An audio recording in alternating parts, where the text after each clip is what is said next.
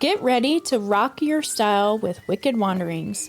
Introducing our brand new merch. Cozy up in our Wicked hoodies. Or flaunt your vibe in our sweet-ass t-shirt. Join the Wicked Wanderings crew, explore the mysterious, and head to our merch store now.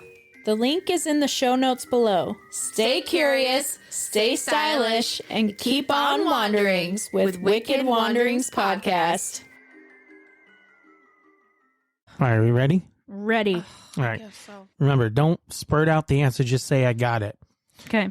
There's 30 cows in a field and 28 chickens. How many didn't? Can you repeat it?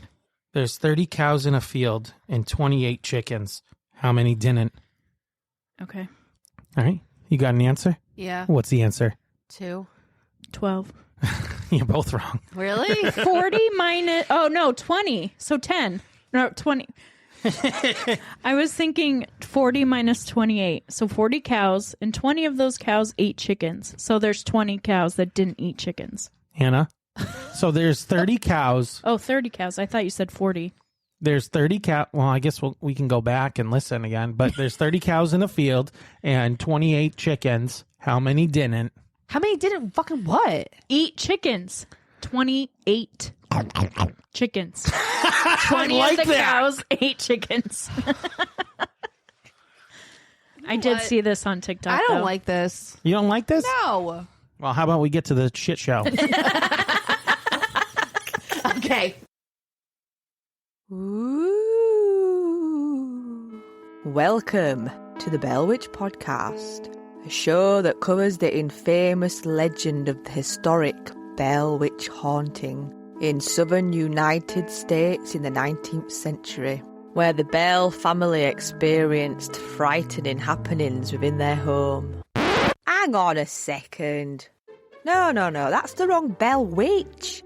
This is a podcast about being a witchy pagan in the 21st century, airing bi-weekly, with different guests on each month sharing their pearls of wisdom and gems of knowledge from their very own witchy businesses. I call it a moot loot. Here we cover a wide range of pagan and witchcraft related topics, from sigils, spells and spirits to Reiki rituals and pagan parenting while camping in the Bell tent named Delilah.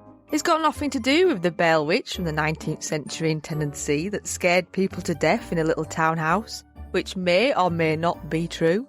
Pretty cool story, but yeah, it's the wrong Bell Witch. This Bell Witch podcast is brought to you by Swales, the friendly green witch from Leeds, UK. A northern witch with a strong Yorkshire accent, a love of all things weird, spooky, magical, and a smelly dragon named Dave.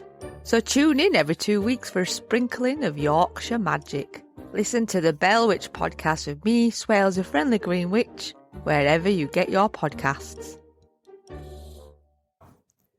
Hello, Wanderers. I'm Hannah. And I'm Jess. And this is Wicked Wanderings.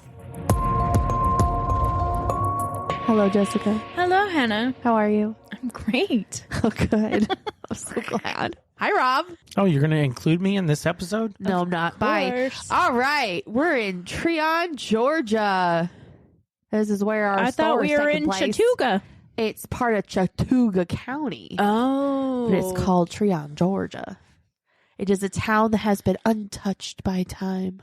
Ooh, sounds delightful. Oh, yes. It is one of those southern towns that will take you back in history and not necessarily the good parts. Uh-oh. Oh, yes.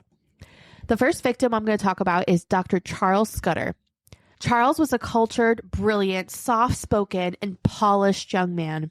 He was blonde, good-looking, and looked much younger than his 56 years. Oh. He was born in Wisconsin to a mother and father who both went to college, which was unheard of for the time. Did he like cheese?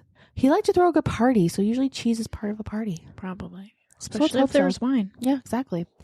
Charles married his first wife, which ended in divorce with no children, and then married his second wife, who he did end up having children with, but that also led to divorce. He did receive a PhD in pharmacology, and he did government-funded experiments with psychoactive drugs. Sounds like a good time to me. Yeah. Sign me up. After moving to Chicago, that's where he met Joey Odom. Joey Odom is our second victim, who grew up completely opposite of Charles. Joey grew up poor with barely an elementary education. He had become incarcerated, and that is where he learned to cook. Joey moved in with Charlie into his mansion in West Side Chicago, and he became housekeeper, cook, errand boy, and companion. And a lover. Pretty much. Oh. At one point, it was said that Charles and Joey helped raise some of Charles's children, but that was disputed, and Charles would later attempt to disinherit his children completely and his will in favor of Joey. Why? I don't know. Joey had it going on. Apparently. Mm. Charles was not a typical professor. He would dye his hair crazy colors, he kept a pet monkey, and he had a pink gargoyle fountain that squirted water from its mouth at his Chicago mansion that he would end up bringing to Corpsewood Manor.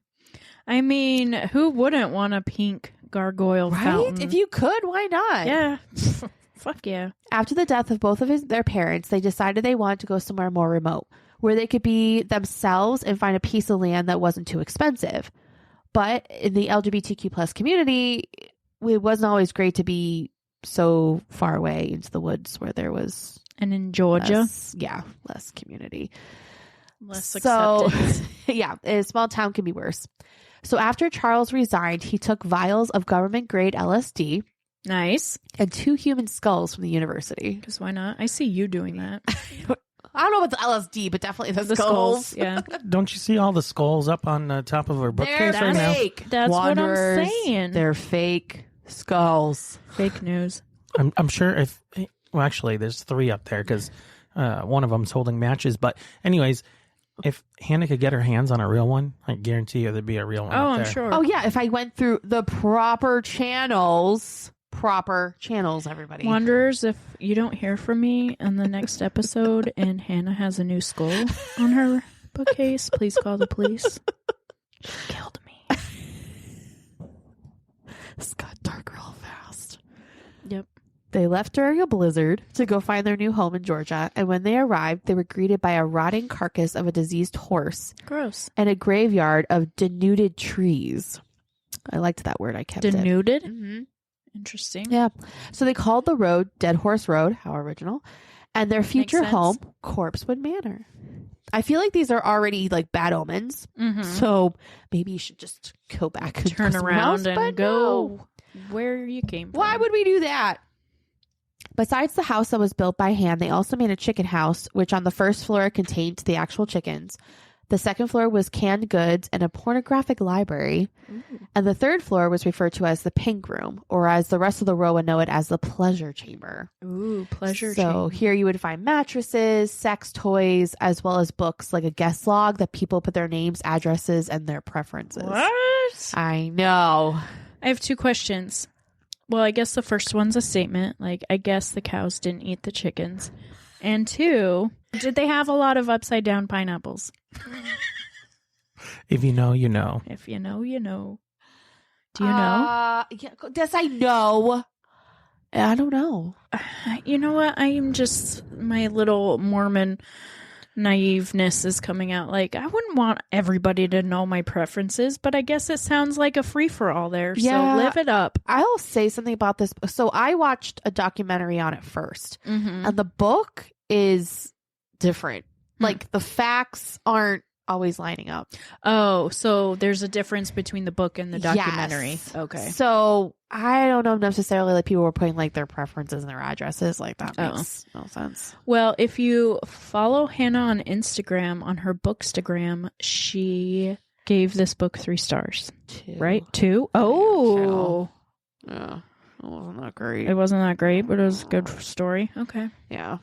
Link to that Instagram is in the show notes right below. I also have a Bookstagram. No one cares. Stop no, I'm just kidding. You're such a jerk to me, Rob. Bookoonie. Link to that Instagram is down in the show notes. Thank you. Hannah's feisty today. For all our book lovers, except don't Yes. read this book, apparently. Yeah, don't read this one. Some said that Charles and Joey were not partners, but lovers once in a while. I knew it. And Charles tended to have many partners throughout his life. He even had pen pals that were in prison. Ooh, were they serial killers? Ooh, that'd be interesting. Right? They were welcoming to strangers, which was always a curious thing to people, knowing that these 2 men came from the north to the deep south and to a very secluded place to live. So why were they so kind and welcoming to strangers? Was it that they inherited the southern hospitality? Or was it because Charles made homemade wine and it was a business he was trying to promote? Or was it because he was curious and fascinated with human behavior and he was studying them without them knowing it? D, all of the above. It is said that Charles was part of the Church of Satan, and this was supported due to items and pieces of art found around his house. Downward facing pentacles, a stained glass Medusa skull, and even a Satan Bible. I mean, was this in the 80s? Yes. Okay, satanic panic. Yes. The author of the book, The Corpsewood Manor Murders in North Georgia, talked about how the 80s were a time for satanic panic. The song Thriller by Michael Jackson came out. Movies like Halloween with Jamie Lee Curtis, Amityville, and Poltergeist were being seen by youth everywhere. This was causing fundamentalist Christians to see signs of the devil everywhere, including energy drinks and coffee companies. You know what? The problem with this isn't Satan, it's the religions. Seriously. Now, I understand that I did not know these men personally, but even as I'm reading this book by Amy Batula, I am wondering if that these men just had different tastes for the macabre and weird. I also watched an episode on the show called Dead Silent about this case, and the episode was called Welcome to the Devil House, and that painted a different picture of these men, which I thought was really interesting. I really enjoyed it. I thought it was pretty good. There were people that had amazing memories of this place. There was a woman with children that befriended the couple, and they would go over and spend time outside, and the children remember it being a magical place where Charles played his harp and Joey would bake them exquisite desserts. It sounded to me like these men were complicated and would not be easily understood. Like, Interesting. wouldn't it be fun to go there, all this land, and see the pink gargoyle? Like, come on. Yeah. Sounds Swim like a in good the time. fountain, play the harp, take some LSD. Yeah. The killers knew who these men were. The first killer we will talk about is Kenneth Avery Brock, who was 17 in 1982. He met these men while hunting deer on their property in the fall of that year. Unfortunately, Brock was a victim of abuse, and he was kicked out by his father and began to steal in order to eat at night. Kenneth is quoted to say, "Never been to a professional sporting event, nor a live concert, never eaten in a restaurant, never had a job where I drew a paycheck, where they took out taxes, never filed for my taxes, never had a driver's license, never been married, never had kids, never been to prom, never had a life, never the chance to learn how to live life. Don't know what it's like to be loved by a woman." Okay, negative Nancy. Kenneth was brought up to the chicken coop and to the pink room where Charlie did perform oral sex on him. So we are all going, oh my gosh, this guy is underage, right? But the laws back then in Georgia were different, and that the illegal part was not the age, because the age of consent was 14.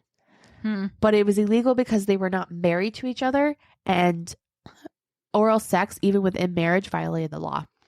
Okay, but is that like one of those laws that's still on the books that people forgot to take off the books? But like, why was it even on the books? Like, Because somebody did something somewhere sometime. Yeah, that like makes absolutely no sense why that was ever on the books whatsoever. You know what? It was probably a woman that made that law, so she wouldn't have to suck any dick. That's what I'm going for. Maybe. No, but didn't all the men make all the laws back in the day? Women didn't even have the right to vote until what? 1920. I was going to say 1950 something, but it was 1920? It took 80 years to get that. I mean, this was 40 years ago. Things have changed, I'm sure, but it just was an interesting thing that I thought the author put in there. This is the second time today where I've heard of 1982 being over 40 years ago. Oh, my God. That's really creepy. And that's when I was born. It makes me feel really fucking old. Wow. The second killer is Samuel Tony West. This gentleman's record was far from spotless. He had shot and killed his 2-year-old nephew when he was around 13 years old. On purpose or accident? He claimed it was an accident, and he was just trying to show the toddler there was nothing to fear. It is said he was sent to a mental asylum, but his criminal career did not stop there, obviously. With Tony West in and out of prison, and with his criminal past, he was not going to stop. He needed a roommate, and that is how Kenneth Brock came into the picture. Kenneth told Tony about the gay men in the woods, how they had alcohol and drugs, and Tony was in. Though with Tony's past, he was not going to stop there. They talked about how these men were in the middle of the woods where no one would be able to hear anything, and they lived in a castle, which to them meant money. The day of the robbery, the two went over to West's sister's house where his nephew was. The nephew was going to be having a date with a girl named Teresa.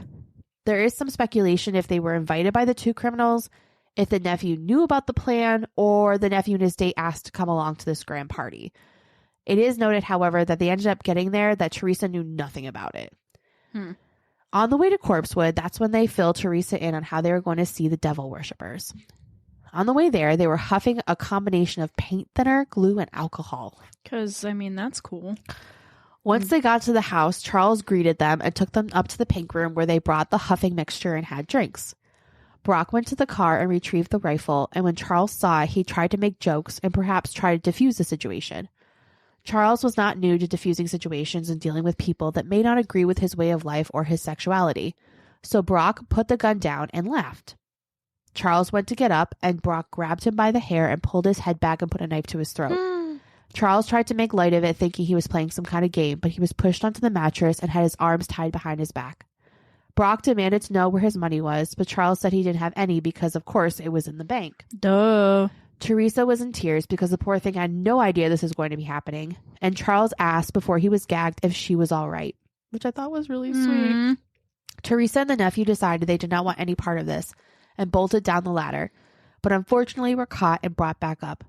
Brock and Wes decided that they might have better luck with Charles's partner, Joey, so Brock took the gun and told Joey to get his dogs and come outside. Everyone in the chicken house heard gunshots, and Brock came back and said he killed Charles's partner and the two dogs. That asshole. I know, the dogs, right? Right? I hope they're reincarnated. They then brought Charles to see his loved ones in the house. His partner had 4 bullet holes in his head and 1 in his arm. The dogs were found curled around the stove like they were enjoying the warm heat, and Wes decided to shoot them again even though they were down. Charles He deserves a special place in hell. Yes. Charles was heartbroken to see the love of his life dead on the floor, but they dragged him to the library, demanding money and a soldering iron, which I thought that was weird. He told them he had neither, and he tried to get back to be next to his partner's side. One of the men warned him, telling him to sit back down or they'll shoot him, and Charles responded, "I asked for this." He kept going, and so they shot him right in the face, which did not kill him, and so they shot him 3 more times. The killers were excited for what they were going to find in the house, but they were disappointed because the couple had things that were valuable, like big pieces of furniture, but not a lot of things that were easily carried away. Didn't think that one through, assholes. Apparently not. A gurgling sound came from Charles, and so they fired a 5th shot into the center of his forehead. A gurgling sound was made from Charles's partner, Joey, and they found that the man had dragged himself to another point in the house, so they shot him again. I know, right? This is just awful. Assholes. Another creepy thing is that Charles had a self-portrait of himself in the home that's actually like, it's a picture of in the book, where he is depicted as gagged with bullet holes in his forehead, and Charles has said to a friend, "That's how I'm going to die." What the fuck? Yeah. No way. Yeah. That's Creepy. crazy. Actually, I'm going to show you real quick. I want to see. They actually had a picture of Charles's toe that was all like, his toenail was like all in ground. Ouch. Oh, Anyways. why would they have that picture in there? Anyways, here's 'Cause the it's gross? self-portrait. That's crazy. Oh, so they were by each other. Isn't that crazy? Wow. Hopefully we can find this and post it on Instagram unless you want to take a picture. I'm sure it's on the line. On the line. On the line? It's on the line, you know, the interwebs, the Googles. The World Wide Web. www. My mom always says, call up the YouTubes and see if you can find a video. My mom's adorable. Anyway. http:///. Yeah. Stay with us. We'll be right back. A sincere expression of gratitude to our esteemed patrons, Lynn from Massachusetts, Heather from New Jersey, Courtney from Massachusetts, Amber from Idaho, and Chelsea from Utah, for their generous monthly contributions. Their support fuels the engine of our investigative endeavors here at Wicked Wanderings. You too can become a valued patron and unlock a realm of exclusive content by supporting our mission for as little as $3 a month. Your contribution sustains our commitment to delivering high-quality content. Visit wickedwanderingspodcast.com and click on the support tab to join the ranks of dedicated patrons like Lynn, Heather, Amber, Courtney, and Chelsea. Your investment not only keeps our podcast thriving, but also ensures you are at the forefront of intriguing discoveries. Thank you for considering this opportunity to deepen your engagement with Wicked Wanderings. Your support is paramount in enabling us to continue our journey into the realms of mystery and true crime. And now, back to the shit show.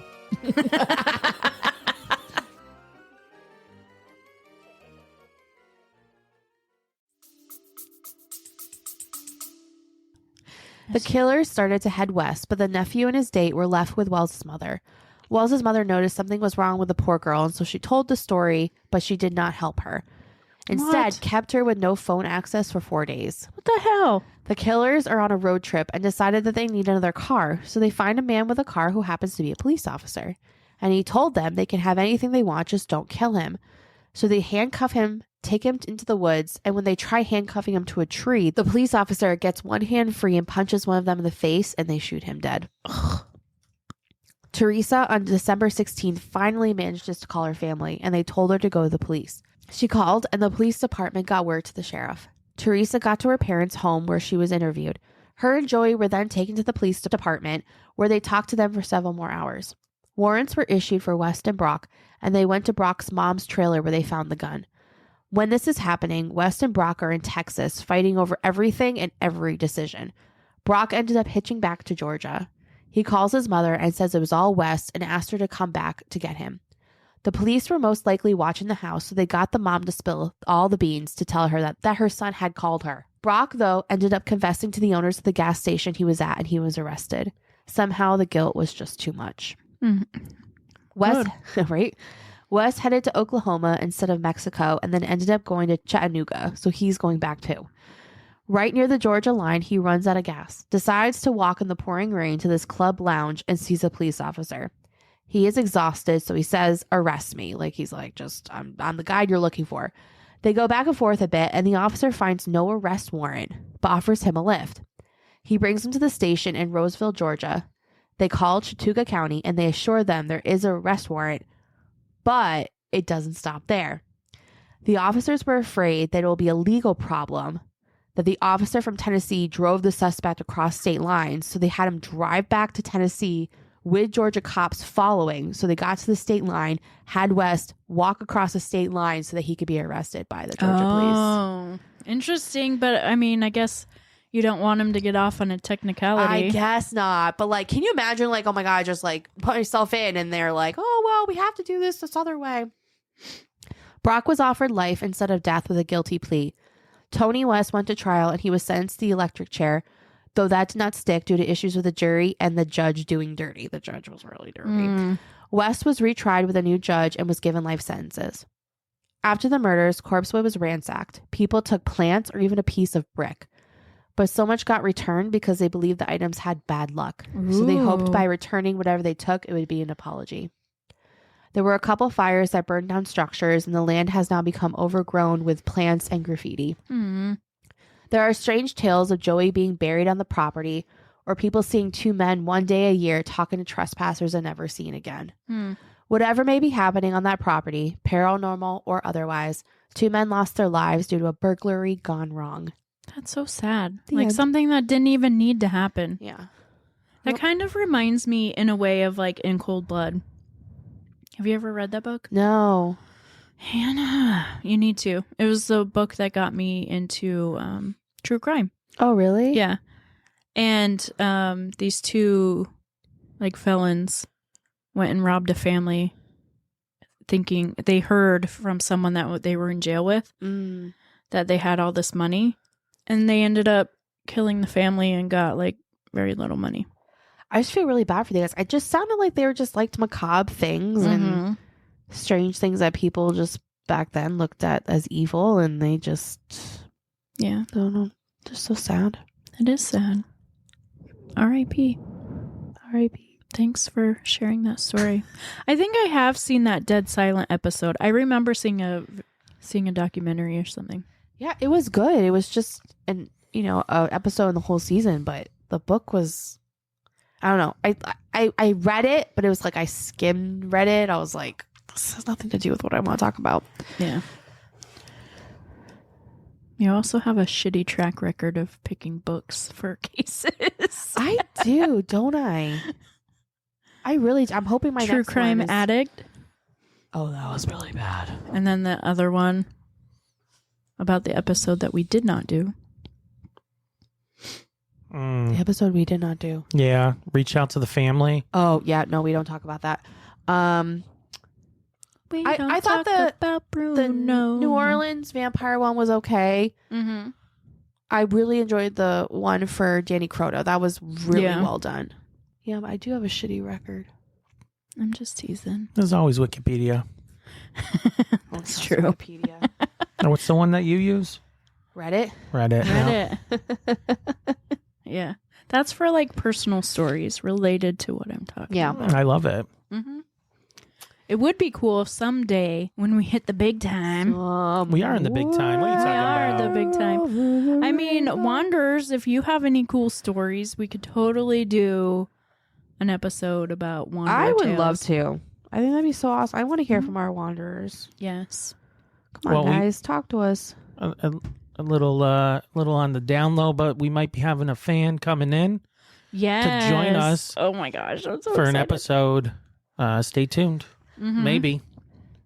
Yay. She's our fan. And I love it. All right, peeps. Peeps, Wanderers. It's bedtime. That's all we got. Thank you very much for listening. We We'll gotta catch go you. work our real jobs tomorrow. Yes. Go like and subscribe all of our social medias. Yeah. We all got that some fun fan stuff. art, so if anyone wants to send us fan art. Yes. And buy our merch. Yes. I also got a request for children's sizes. Oh, yes. Okay. I can work on that. I love that. I got a new t-shirt that I'm working on the design. It's going to be for the douche canoe. Nice. Love it. And these hoodies are like really good quality. Yes, they are. I am. We're all wearing one tonight. Yes. Yeah. We're rocking the merch. And I have updated the black one. The Wicked was a little Too small. on it. It So was wicked small. I did make it a little bit bigger. So Thank Go you. big or go home. That's Hannah's life motto. Rob's like, anyways. all right. I hear the outro music playing right now. So we're going to catch you guys later and catch you on the next episode. Bye. Bye, Wanderers. Thanks for listening today. This show wouldn't be possible without our amazing producer and editor, Rob Fitzpatrick, who works tirelessly behind the scenes to bring you the best content. And a special thanks to Taiga Soundprod for providing the captivating intro music. Cinematic Intro 24. And of course, we can't forget the hauntingly beautiful outro music, Rhino's Theme, composed by Kevin MacLeod. If you enjoyed today's episode, make sure to leave a rating and review on your favorite podcast platforms, like Spotify, Apple, and YouTube. Your feedback means the world to us. Also, be sure to follow us on Instagram for behind-the-scenes glimpses, updates, and more thrilling content. You can find us at Wicked Wanderings Podcast. Thank you so much for listening and being part of our Wicked Wanderings community. We appreciate each and every one of you. Stay curious, Keep exploring. and always remember to keep on wandering.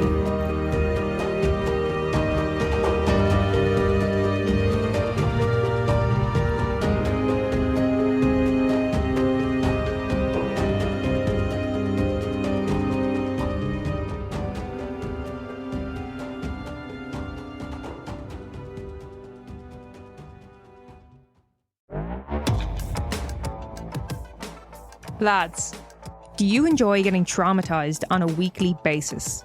Well, neither does my co-host Neil. People call me a victim more than a co-host. Anyway, welcome to the Mortal Musings podcast. I'm your host, Megan. Each week, we dive into some truly dark and disturbing cases. Do you ever find yourself listening to these horrific tales and saying to yourself, Huh? No. Huh? What the actual Why? Why did he do that? Solved it, mate. There's no need for that. They're just acting the Our episodes include cases of serial killers, the story of a socialite that was held captive for 25 years, prison riots, wrongful executions, and scandals in the death industry. At the end of each episode, we throw in a tale of oddity. Anything from medical mishaps to the real-life Weekend at Bernie's or Mike the Headless Chicken. New episodes every Wednesday. Available wherever you get your podcasts. And remember, here at the Mortal Musings podcast, we like to take the cases seriously, but not ourselves.